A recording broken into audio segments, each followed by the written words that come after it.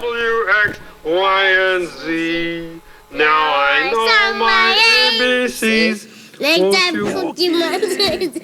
time Cookie Monster can do it with you. I'm leaving. I love you. I love you too. Thanks. Adorée ou détestée, rassurante ou effrayante, objet de culte ou de divertissement, la marionnette a depuis probablement l'Antiquité une place importante dans notre société. Si elle peine parfois à convaincre, à être appréciée à sa juste valeur, elle a su de quelconque manière susciter l'attention de chacune à l'un ou l'autre moment de sa vie. Simple moyen de parvenir à ses fins ou objet de réflexion à part entière, à tringle, à fil, à main, à doigt ou géante, son utilisation connaît aujourd'hui encore des évolutions au fur et à mesure des progrès techniques et technologiques. La naissance du cinéma puis de la télévision ouvre à la marionnette de nouveaux horizons, grâce aux outils de montage et aux moyens d'expression qu'offre l'audiovisuel. Depuis ma prime enfance, je vois un intérêt tout particulier au marionnettisme, développé en découvrant tour à tour les Muppets, l'Histoire sans fin, Thunderbirds et Téléchat. Ces différentes œuvres s'appuient majoritairement ou presque sur la manipulation de marionnettes, en faisant un usage adéquat selon le médium, l'intention artistique et le genre, à la fois typologique et thématique. Avant de vous présenter le sujet sous toutes ses formes dans de futures vidéos plus approfondies, je vous propose ici un panorama assez large, bien que non exhaustif, de la marionnette à l'écran, aussi bien sur toile de projection que sur petite lucarne.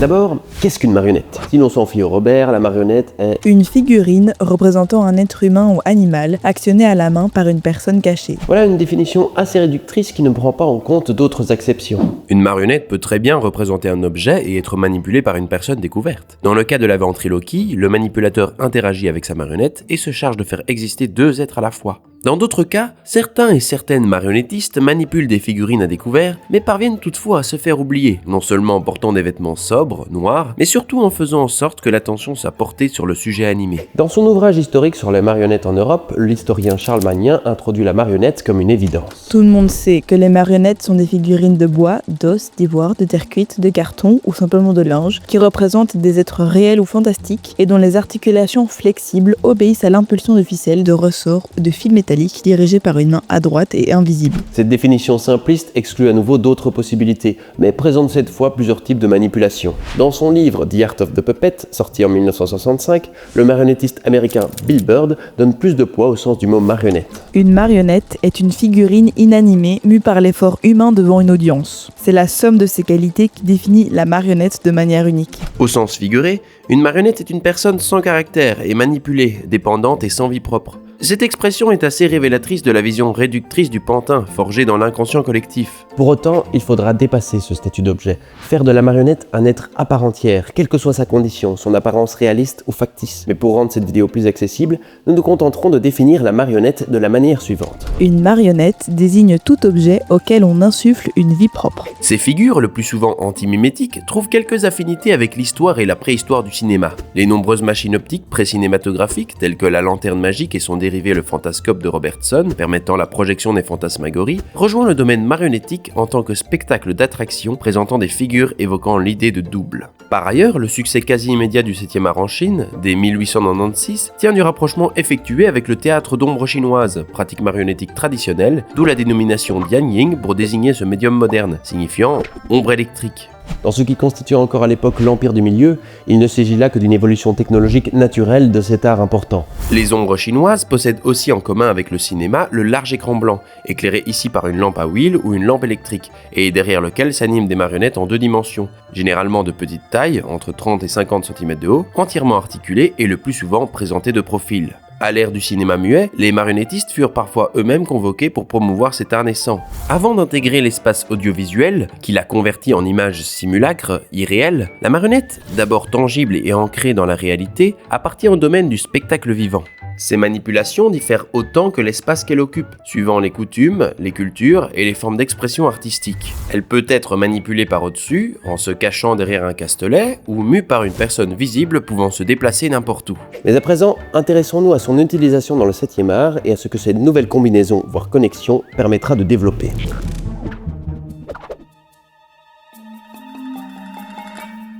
On songe ici à Méliès pour sa maîtrise des effets spéciaux et son recours à certains mécanismes proches de la dynamique marionnettique. Citons pour exemple Le Cauchemar en 1896, intégrant un visage géant aux yeux et à la bouche mobile. On retrouve une marionnette similaire dans La Lune à 1 mètre en 1898. Dans Les 400 farces du diable en 1906, on retrouve un étrange équidé à la démarche peu conventionnelle. Les décors théâtraux de Méliès, proches de la dimension factice des fantoches, sont à rapprocher du travail d'Albert Capellani, français également, se focalisant lui aussi beaucoup sur l'imaginaire et en particulier sur les contes féeriques. Son film Le Pied de Mouton en 1907 met en scène une tête marionnette géante, par ailleurs très souple dans ses expressions, pouvant notamment remuer les narines. Citons dans ce même métrage la présence d'un escargot géant qui me rappelle par ailleurs l'escargot de course de l'Histoire sans fin. De manière générale, la manipulation d'un objet initialement inanimé a grandement inspiré les cinéastes. Avec Die Puppe, en 1919, le réalisateur américain d'origine allemande Ernst Lubitsch modèle le rôle de l'actrice Ossie Oswalda sur les mouvements que peut effectuer un automate, à la manière de la poupée mécanique Olympia dans les contes d'Hoffmann de Jacques Offenbach en 1881. Cette marionnettisation, ou plutôt devrais-je dire cette automatisation de l'acteur humain, sera légion au cinéma, notamment dans le Casanova de Federico Fellini en 1976, au sein duquel le pantin présent à la fin du film, interprété par Adele Angela Loggiodice, constitue le centre d'une objectification très claire de la femme. Avant eux, Méliès, cité précédemment, en usant des premières techniques d'effets spéciaux, s'emparait déjà de l'acteur pour en faire son propre pantin, atteignant une créativité presque sans limite. Les débuts du cinéma verront naître l'utilisation de marionnettes en guise d'effet spécial, mais également de nouvelles techniques d'animation image par image, notamment avec les premiers courts-métrages du cinéaste et entomologiste Ladislas Starevich, utilisant des insectes qu'il part parfois de costumes à leur taille. Par la suite, Starevich créera des marionnettes d'animation à part entière qu'il utilisera dans ses productions suivantes jusqu'à la création d'un long-métrage culte co-réalisé par sa fille aînée Irène Starevich, Le Roman de Renard en 1937. En reprenant la définition que j'ai donnée tout à l'heure, la marionnette peut très bien concerner les figurines de stop motion, ce terme étant utilisé par les professionnels qui les manipulent et les historiens et historiennes du cinéma d'animation. Toutefois, il semble important de séparer le métier d'animateur-animatrice image par image de celui de manipulateur-manipulatrice de marionnettes en direct. Nous considérerons alors, par souci de précision, qu'un ou une marionnettiste constitue toute personne manipulant en direct une marionnette, quel qu'en soit le fonctionnement ou les mécanismes, tandis que l'animateur-animatrice est celui ou celle qui procède à l'insufflation de la vie et à la production du mouvement par la succession d'images soigneusement travaillées, par la photographie, le dessin ou par ordinateur. Ainsi, en Tchécoslovaquie, 1931 marque la première apparition sur le grand écran d'un duo iconique du théâtre Spejbl a Urvinek, Spejblovo filmové opojeni. Décidément, les Tchèques me donnent du fil à retordre. Et du fil, il y en a, puisqu'il est entièrement question de manipulation de marionnettes à fil en direct, sans le moindre recours à la technique du stop motion. Si le résultat peut sembler du simple théâtre filmé, renforcé par un manque cruel de valeurs de plan différentes, on sent quand même une légère ambition dans l'élaboration de décors bien distincts et surtout plutôt soignés. Le célèbre duo, imaginé par le marionnettiste Józef Skupa, connaîtra de nombreuses autres apparitions au cinéma et surtout à la télévision. Au Japon, la société de production Toho mobilise aussi la marionnette à fil dans les balbutiements de leur industrie cinématographique, en réalisant en 1942 le court-métrage Ramayana, retranscrivant une épopée de la mythologie hindoue. Beaucoup plus ambitieux et abouti, cet étonnant court-métrage utilise davantage ce que permet le langage filmique pour mettre en avant son récit. En composant soigneusement ses plans, qui, montés ensemble avec précision, créent une ambiance unique et contextualisent mieux l'espace, mais aussi en utilisant des valeurs de plan différentes, des mouvements de caméra, des contre-plongées, ou encore des techniques de trompe-l'œil comme la perspective forcée. La marionnette n'a pas tardé à s'imposer comme outil de réflexion et d'artifice cinématographique. Le cinéma, quant à lui, a su jouer de ses particularités esthétiques et techniques et de ses possibilités quasiment illimitées pour fournir à ses spectateurs et à ses spectatrices un lieu d'évasion et d'onirisme.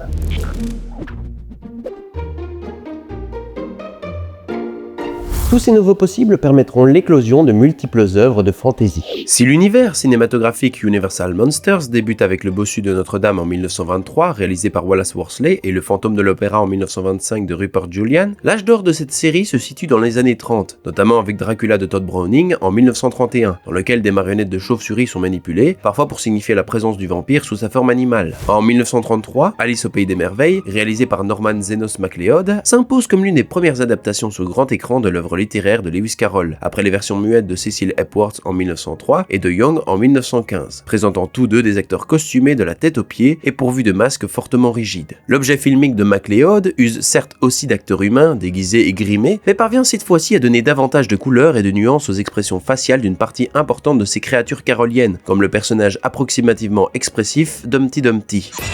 Le chat de Chester constitue probablement l'objet le plus interpellant du film dans le cadre de notre sujet. Il est la créature qui s'apparente le plus à une marionnette. Si cette silhouette féline s'avère à l'écran exagérément raide, à l'exception de sa queue ballottant mécaniquement, elle est toutefois dotée d'articulations maxillaires et oculaires lui procurant une vitalité restreinte. La rigidité, due à la limitation des mouvements du quadrupède au large sourire, trahit malheureusement son origine factice et son statut de marionnette manuelle. On décèle toutefois dans sa gestuelle anémique un souci de cohérence entre les oscillations de sa tête, lorsqu'il ouvre la bouche pour s'exprimer, et le suivi adéquat de ses yeux pivotant de gauche à droite. Bien sûr, les interactions que ce chat effectue avec la jeune fille augmentent aussi sa crédibilité, mais le condamne à être inévitablement soutenu par une actrice ou un acteur de chair pour accorder du crédit à sa présence. Encore faut-il que le spectateur admette cette coexistence. Par ailleurs, la scène introduisant ce personnage n'use pas d'une grande variété de valeurs de plan, et ne se sert que très peu des outils de montage pour asseoir la vraisemblance du chat de Chester.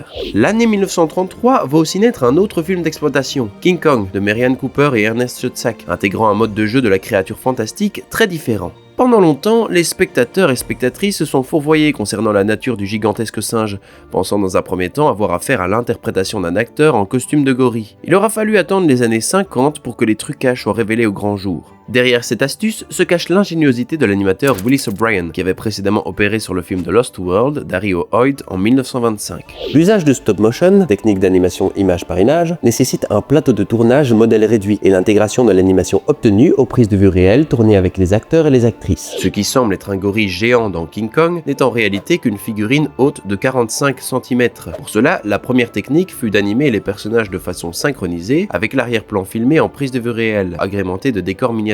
Le processus connaît toutefois une évolution, la Dynamation, avec les effets spéciaux de Ray Harryhausen, qui emprunte une technique ancestrale de Georges Méliès, nécessitant une double exposition avec cache. Un film comme King Kong requiert une autre approche de la direction actorale. Les acteurs et actrices de chair sont contraints et contraintes de jouer en l'absence de la créature imposante, tandis que le metteur en scène et le directeur des effets spéciaux doivent s'assurer que les scènes mélangeant live action et animation volume fusionnent pour obtenir une homogénéité quasi indéniable. L'animateur doit trouver une manière de rendre son petit singe énorme par sa gestuelle, son attitude corporelle et sa démarche lourde. Tout doit être minutieusement pensé, laissant probablement moins de place à l'improvisation. Plusieurs subterfuges furent trouvés durant la production de The Lost World en 1925 pour accorder du crédit à la vitalité des dinosaures. Par le biais d'une vessie de ballon de rugby que l'on gonfle et que l'on dégonfle, O'Brien parvenait à animer la respiration d'un allosaure. La réadaptation de King Kong par John Guillermin en 1976 implique cette fois-ci l'interprétation d'un acteur costumé, tandis que Peter Jackson, en 2005, aura recours aux effets spéciaux numériques. Pendant plusieurs années toutefois, la technique du stop motion constituera la méthode la plus répandue d'effets spéciaux pour donner vie à de nouvelles entités. En ce qui nous concerne, dans le cadre de cette vidéo et des prochaines de Puppets on Screen, nous nous concentrerons tout particulièrement sur la manipulation de marionnettes en live action.